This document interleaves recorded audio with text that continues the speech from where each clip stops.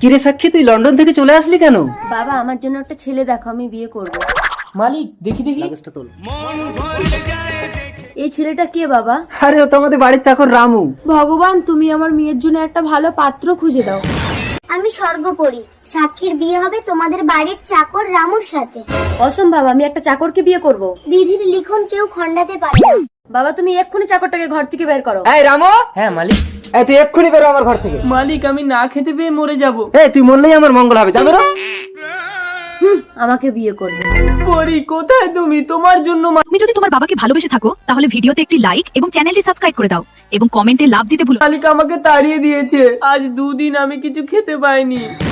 খাবারটা খেয়ে নে রামু, চিন্তা করিস না, ওই সাক্ষীর সাথেই তোর বিয়ে হবে।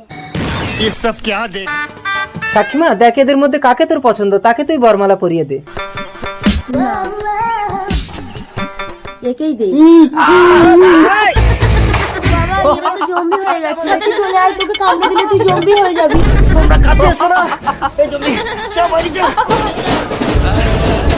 কি গো পরির অভিশাপে ওরা তো জম্বি হয়ে গেল। তাড়াতাড়ি সাক্ষীর বিয়েটা ওই চাকরের সাথে দিয়ে দে, তবেই ওরা জম্বি থেকে মানুষ হবে, নইলে অনেক মানুষ মেরে ফেলবে। সাক্ষী মা, তুই রামুকেই বিয়ে করে নে। সাক্ষী, সাক্ষী, কি গো তুমি পেছনের দরজা দিয়ে বেরিয়ে তাড়াতাড়ি রামুকে নিয়ে আসো। তাড়াতাড়ি আয় রামু। এই তো রামু এসেছে। সাক্ষী দাঁড়াও, রামু এই বাড়ির চাকর না, তোর বাবা ছিল এই বাড়ির চাকর। ছোটবেলায় রামুর বিধবা মাকে মেরে দিয়ে এই বাড়ির মালিক হয়েছে, আর আমি সেই বিধবার আত্মা।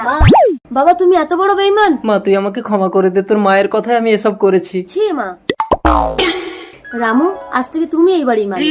আর আমি এ বাড়ির চাকর।